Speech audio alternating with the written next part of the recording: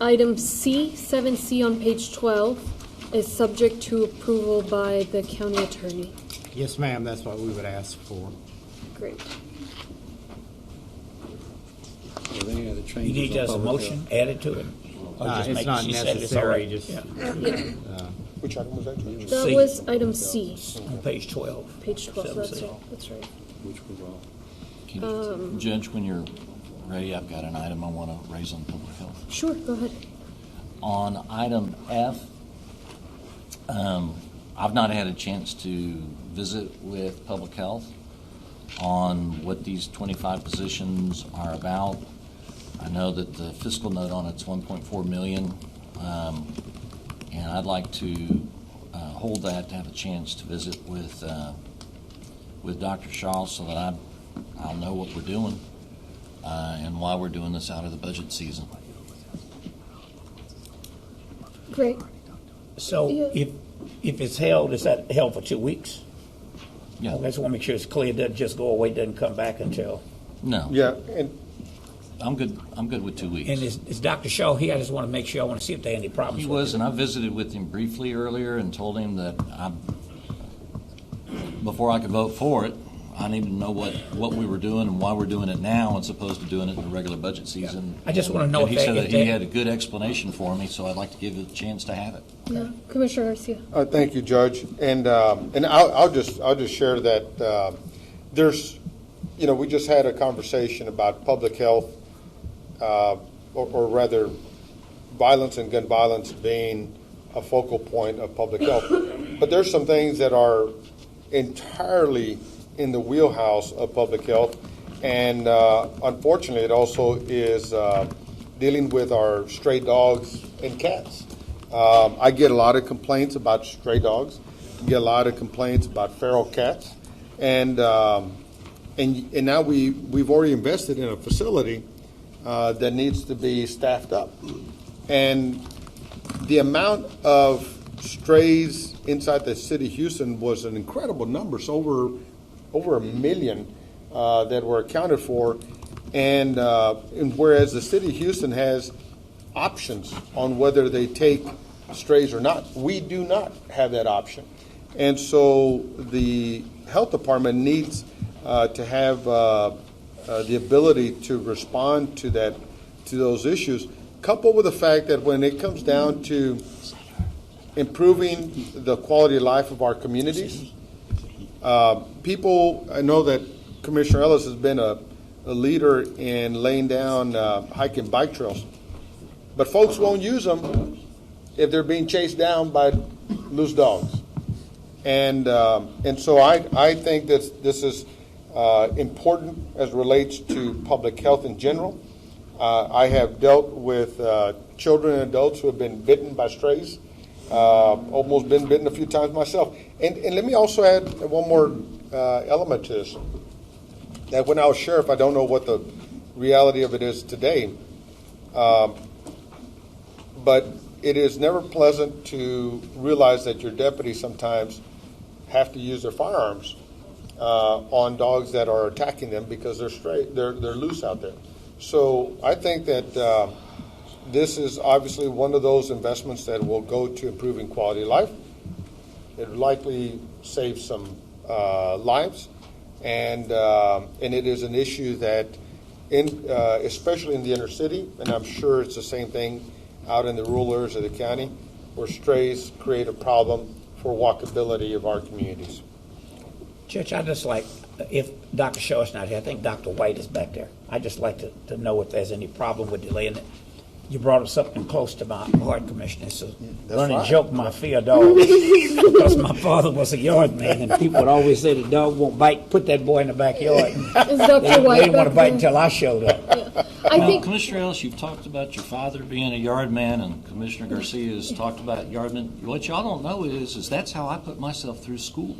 Because I was a yard man. Let me tell you, and I bet you a good one. In fact, I have a small yard. We could do some bonding. Come on over. You come on over. I did that and I'll had even some let you. I'll give you a cigar while you out there mowing it.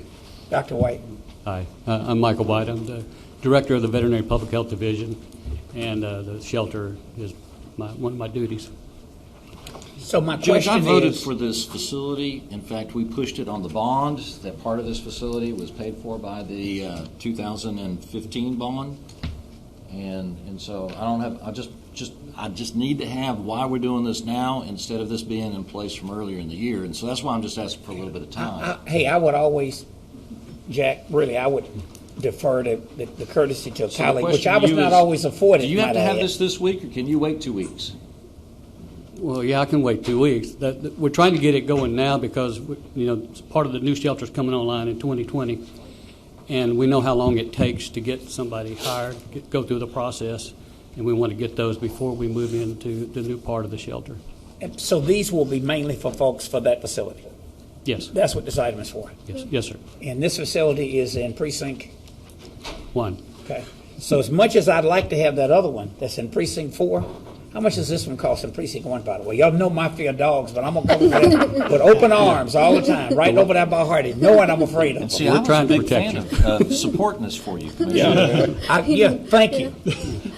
Is there any way that we could put this over at Pine Mart? And I'd like to have those others over in precinct 1, and I'll throw a little affordable housing in there to help with it. It'd be nice to be outside of the city limits. Yeah, since that's what What you know, the need that's is. mainly where we're going to get them. Because over there, the problem is a lot of people don't know. You guys are starting to talk the way I was, because I wanted them to be out. Precinct 4. Yeah. Well, they didn't further ask out. me. That was Thank you, before I Dr. got White. here. Yeah. I appreciate it. All right. And I think, folks, my concern is just that what precedent it sets. So I think even if it sounds like they needed to hire folks ahead of the shelter opening, I don't know with the new tax situation to what extent budgets can grow next year. And so it may be that if this kind of thing happens, they would have to figure out how to shuffle their budget around. So it's not like if they have the money for it this year, They may not there's have it going to next be year. necessarily extra money Judge, next that's a year. good point. And Yeah. so I voted for the resolution earlier.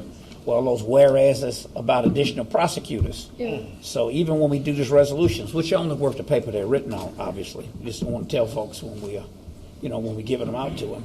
But I've noticed that in there, and of course we went outside the budget cycle when the DA came in and asked for additional people. But because we opened up this facility, it would be pretty ridiculous not to staff it when we open it up. That would be. Zach would be looking for something to write about in addition to all these other great ideas that people And probably that's part of link my to. question. I thought that this would have been part of The bond.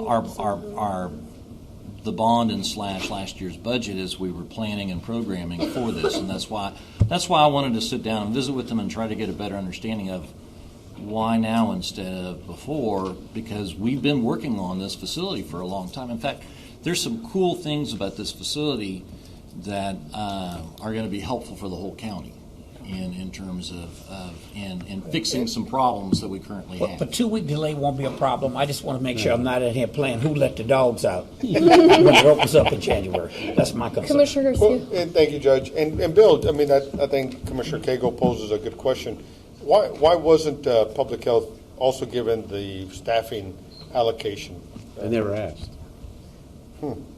I mean, and we didn't think about giving it to him or having that It was conversation? basically to replace a building and add on and do those things, and John and I worked with them, but they never came in. I figured they'd probably need some staff, but this is a 45% increase in the whole veteran area, and so, veterinarians area. So the whole thing is there just never has been a conversation about it. It wasn't really on our radar, and it came up. And that's why we'd like to understand it also. Could it be phased in? And look, we're under a different situation next year. Yeah, than we've yeah, been in a while. and I think to the point that you and I, the conversation you and I had, and I guess department directors ought to be making sure they're thinking about this as well, is that, we talked about how when we hire patrol deputies, that it's not just the salary of the deputy that we're You're right. appropriating, but it is the MBT, the radio, the bulletproof vest, the cost of the car. And similarly, when we are building facilities, the question of did we plan out desks, computers, lines, all those things as it relates to not just the staffing. And so I think that every department will need to, because of the new circumstance that we're under, will have to be sure to be thoughtful about those issues. Commissioner Ellis. Judge, I just want to make the point that during the 3 years I have been here, there has been a bit of a culture of department heads sort of realize, don't ask, or you anger people in power. Now, that's just the reality of it. I can remember sitting here before the last election cycle, and out of budget item came in to give deputies a pay raise, which I voted for. You know, clearly needed. How much was it? 30 million? Yes, it was about 30. $30 million. No, excuse me, 18. 18 million. Sorry. Oh, because it was not for the whole year. Yeah, You're that's right. It was half a Okay, year. so maybe that's why the 30 is in my head, which, you know, but $18 million come in at the last minute. Obviously, that could have been an element of politics there at play as well. No. But with other folks, I can remember a meeting I had with you about all of this federal money coming in for housing and the challenges with Ms. LaMelle and, you know, saying that, look, some departments were treated like, hey, that's not a priority, and whether it was subconscious or not, you know, they just would not come in and ask for things that they needed. And obviously, with the new budget situation, when we go through this process, we're going to be very methodical about it. But the reality is there have been certain sacred cows around here. I just want to lay that on the table. But with that, I want to go ahead and move on. Okay, so we'll hold that for 2 weeks. Let's move on to community services. I have a note here on page 13.